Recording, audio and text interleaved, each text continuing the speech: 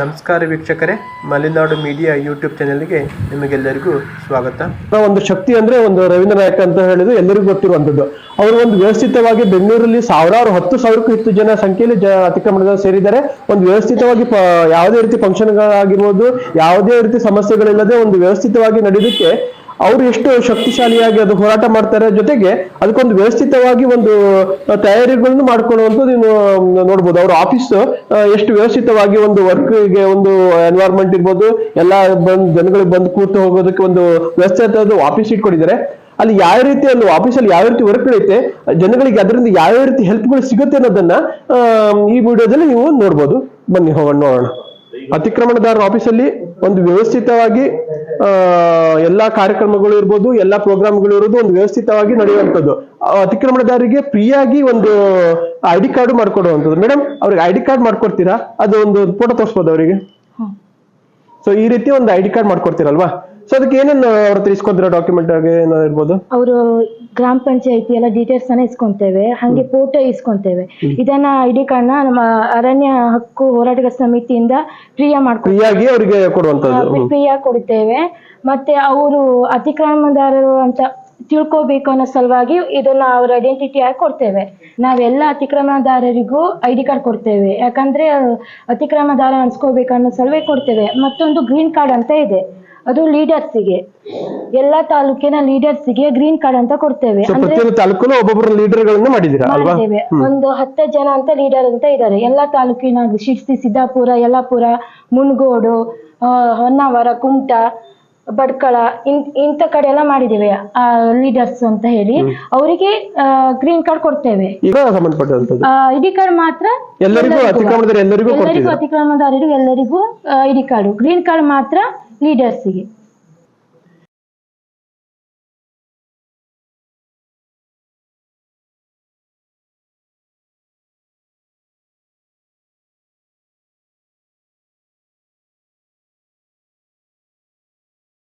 ಈಗ ಮತ್ತೆ ಯಾವ ರೀತಿಯೆಲ್ಲ ನೀವು ಅತಿಕ್ರಮಣದಾರಿಗೆ ಒಂದು ವ್ಯವಸ್ಥಿತವಾಗಿ ಹೆಲ್ಪ್ ಮಾಡುವಂತದ್ದು ಇದೆ? ನಾವೀಗ ಅತಿಕ್ರಮಣದಾರಿಗೆ GPS ಅಂತ ಮಾಡಿದ್ದೇವೆ. ಆಲ್ರೆಡಿ ನಾವು ಇದನ್ನ 33,000 ಜನರಿಗೆ ಮಾಡ್ಕೊಟ್ಟಿದ್ದೇವೆ. ಈ GPS ಡೀಟೇಲ್ಸ್ ತಗೊಂತೇವೆ. ಅವರು ಸರ್ವೆ ನಂಬರ್ ಎಲ್ಲ ಫಾರ್ಮ್ ಅವ್ರಿಗೆ ಕೊಟ್ರೆ ಅವರೇ ತುಂಬಿ ನಿಮ್ಗೆ ತುಂಬಿ ಕೊಡುವಂತದ್ದು, ನೀವೇ ಆಫೀಸಲ್ಲಿ ಬಂದು ತುಂಬಿಸ್ಬೇಕು? ಯಾವ ರೀತಿ ಅದು? ಇಲ್ಲ, ಅವರಿಗೆ ಈ ಫಾರ್ಮ್ ಅಲ್ಲಿ ಕೊಡ್ತೇವೆ. ಅವ್ರು ನಮ್ಗೆ ಗ್ರಾಮ ಪಂಚಾಯತಿ ವೈಸ್ ಕೊಡ್ತೀರಾ ಹೇಗೆ? ಕೊಟ್ಬಿಡ್ತೇವೆ ಒಂದ್ಸಲ. ಆಮೇಲೆ ಅವರು ನಮ್ಗೆ ತಂದು ಕೊಡ್ತಾರೆ. ತಂದ ಮೇಲೆ ನಾವು ಗ್ರಾಮ ಪಂಚಾಯತಿ ವೈಸ್ ಮಾಡಿ, ತಾಲೂಕ್ ವೈಸ್ ಮಾಡಿ ಅದನ್ನ ನಾವು ಮೇಲ್ಮನವಿಯನ್ನ ಇಟ್ಕೊಳ್ಸ್ತೇವೆ. ಆ ತಾಲೂಕಿನ AC ಆಫೀಸ್ಗೆ ನಾವು ಇದನ್ನ ಕಳಿಸ್ತೇವೆ. ಆಮೇಲೆ ಅದನ್ನ ನಮ್ಗೆ ಅವರು ಇದನ್ನ ಇಟ್ಕೊಂಡು ಈ ರಿಟರ್ನ್ ಕಾಪಿನ ಕೊಡ್ತಾರೆ. ಇದನ್ನ ನಾವು ಜನರಿಗೆ ಕೊಡ್ತೇವೆ. ಸೊ ಯಾರು ತುಂಬಿದ್ರು ಅವರವರಿಗೆ ಮತ್ತೆ ರಿಟರ್ನ್ ಕೊಡಿಸುವಂತ ವ್ಯವಸ್ಥೆನೂ ಅವರಿಗೆ ಕೊಡ್ತೇವೆ. ಸರಿ.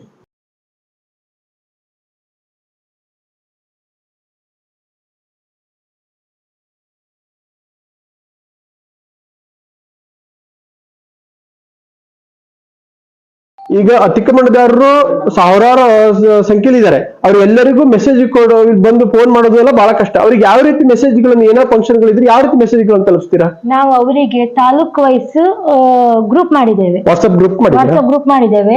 ಅವರಿಗೆ ಆಡ್ ಮಾಡ್ಕೊಂತೇವೆ. ಆಡ್ ಮಾಡ್ಕೊಂಡು ಗ್ರೂಪಿಗೆ ಮೆಸೇಜ್ ಹಾಕ್ತೇವೆ. ಏನಾದ್ರು ಮೀಟಿಂಗ್ ಇದ್ರೆ, ಏನೋ ಫಂಕ್ಷನ್ ಇದ್ರೆ ಮೆಸೇಜ್ ಹಾಕ್ತೇವೆ. ಅವ್ರು ಅದನ್ನ ನೋಡಿ ಆಫೀಸಿಗೆ ಬರ್ತಾರೆ. ಸೊ ಇದೊಂದು ಅತಿಕ್ರಮಣದಾರರಿಗೆ ಒಂದು ಬುಕ್ ಮಾಡಿದೆ. ಇದ್ರಲ್ಲಿ ಏನಿದೆ, ಏನಂತ ಮಾಹಿತಿಗಳು ಸಿಗ್ಬೋದು ಅವರಿಗೆ? ಕಾನೂನಿನ ಬಗ್ಗೆ ಎಲ್ಲಾ ಮಾಹಿತಿಗಳು ಇದ್ರಲ್ಲಿ ಸಿಗತ್ತೆ.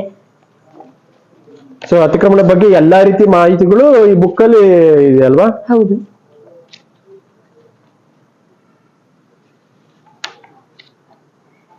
ಸೊ ಪ್ರತಿಯೊಂದು ಅವ್ರ ಹೋರಾಟ ಇರ್ಬೋದು, ಪ್ರತಿಯೊಂದು ಮಾಹಿತಿನೂ ಅದರಲ್ಲಿ ಇದೆ. ಸೊ ಅದೆಲ್ಲ ಅತಿಕ್ರಮಣದಾರಿಗೆ ಎಲ್ಲ ತಗೊಂಡ್ ಹೋಗ್ತಾರೆ, ಅದನ್ನು ಕೊಡ್ತಿದ್ರಲ್ಲ, ಡಿಸ್ಟ್ರಿಬ್ಯೂಟ್ ಆಗತ್ತೆ ಇಲ್ಲಿಂದನೇ ಕೊಡ್ತೇವೆ. ಸರಿ.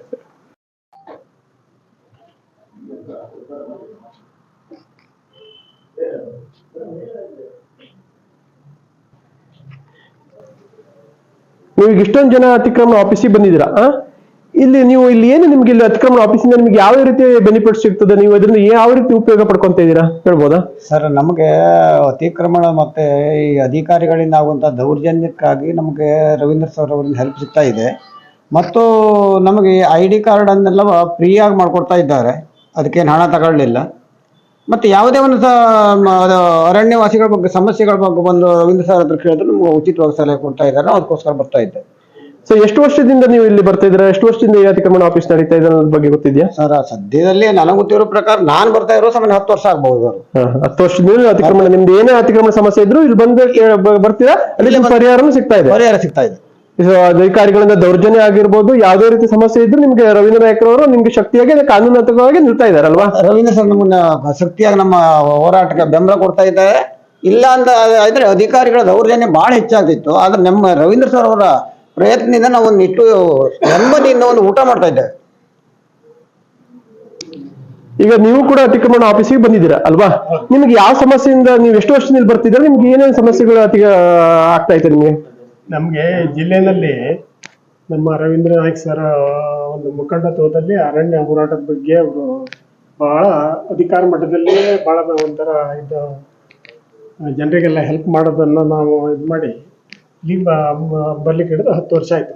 ಅವರ ಹೋರಾಟದಲ್ಲಿ ಎಲ್ಲರಿಗೂ ಒಂದು ಅಧಿಕಾರದಾರರಿಗೆ ಒಳ್ಳೆ ನಮ್ಮ ಜಿಲ್ಲೆಯಲ್ಲಿ ಇದಾಗ್ತಾ ಇತ್ತು. ಹಾಗಾಗಿ ಜನ ಬೆಂಬಲ ಕೊಟ್ಟು ಅವರ ಒಂದು ಮುಖಂಡತ್ವದಲ್ಲಿ ಅಧಿಕಾರ ಮಟ್ಟದಲ್ಲಿ ಎಲ್ಲ ಕೆಲಸ ಮಾಡ್ಕೊಳ್ಳೋ ಸಲುವಾಗಿ ನಾವು ಬರ್ತಾ ಇದ್ವಿ. ನವೆಂಬರ್ 21ರಲ್ಲಿ ಬೆಂಗಳೂರಲ್ಲಿ ಒಂದು 10,000ಕ್ಕೂ ಹೆಚ್ಚಿನ ಅತಿಕ್ರಮಣ ಹೋದಾರರು ಅಲ್ಲಿ ಸೇರಿದ್ರು. ಒಳ್ಳೆ ವ್ಯವಸ್ಥಿತವಾದ ಫಂಕ್ಷನ್ ನಡೆದಿತ್ತು. ನೀವು ಫಂಕ್ಷನ್ಗೆ ಹೋಗಿದ್ರ? ಅಲ್ಲಿಗೆ ಫಂಕ್ಷನ್ಗೆ ಹೋಗಿದ್ದೆ. ಅದು ಕಾರ್ಯಕ್ರಮ ಒಳ್ಳೆ ನಡೆದಿತ್ತು. ಆದ್ರೆ ಸಾಮಾನ್ಯ 10,000ಕ್ಕೂ ಜನ ಮೇಲ್ಪಟ್ಟು ಒಳ್ಳೆ ಕಾರ್ಯಕ್ರಮ ಆಯಿತು. ಒಳ್ಳೆ ವ್ಯವಸ್ಥಿತವಾಗೂ ಆಯಿತು. ಕಾರ್ಯಕ್ರಮದಲ್ಲಿ ಊಟ ತಿಂಡಿ ಎಲ್ಲ ರವೀಂದ್ರ ಸರೇ ನಮ್ಗೆಲ್ಲರೂ ವ್ಯವಸ್ಥೆ ಮಾಡಿದ್ರು. ಕಾರ್ಯಕ್ರಮವನ್ನು ಮುಗಿಸ್ಕೊಂಡು ಬಂದಿದ್ದೆ. ಕೊನೆಯವರೆಗೂ ಕಾರ್ಯಕ್ರಮ ಇದ್ದು ಎಲ್ಲಾ ಜನರಲ್ಲಿದ್ರು, ಎಲ್ಲಾ ರೀತಿಯಲ್ಲೂ ನಿಮ್ಗೆ ಅತಿಕ್ರಮಣ ಪರವಾಗಿ ಯಾವ ರೀತಿ ಮಾಹಿತಿಗಳು ಬೇಕು ಅಲ್ಲಿ ಎಲ್ಲ ಅಧಿಕಾರಿಗಳು ಇರ್ಬೋದು, ಅಲ್ಲಿ ಮಿನಿಸ್ಟರ್ ಬಂದಿದ್ರು, ಅವರಿಂದ ನಿಮ್ಗೆ ಮಾಹಿತಿ ಪಡೆಯುವಂತ ಕಾರ್ಯಕ್ರಮ ಆಯ್ತು ಅಲ್ವಾ? ಕಾರ್ಯಕ್ರಮ ಆಯ್ತು.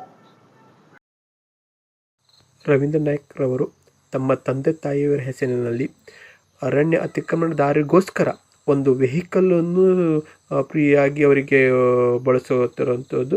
ಅರಣ್ಯ ಅತಿಕ್ರಮಣ ಹೋರಾಟಕ್ಕೆ ಆ ಗಾಡಿಯನ್ನು ಬಳಸಿಕೊಂಡು ಒಂದು ಅತಿಕ್ರಮಣದಾರರ ಪರವಾಗಿ ಹೋರಾಟ ಮಾಡುವಂಥದ್ದು ನೀವು ಇದರಲ್ಲಿ ನೋಡಬಹುದು.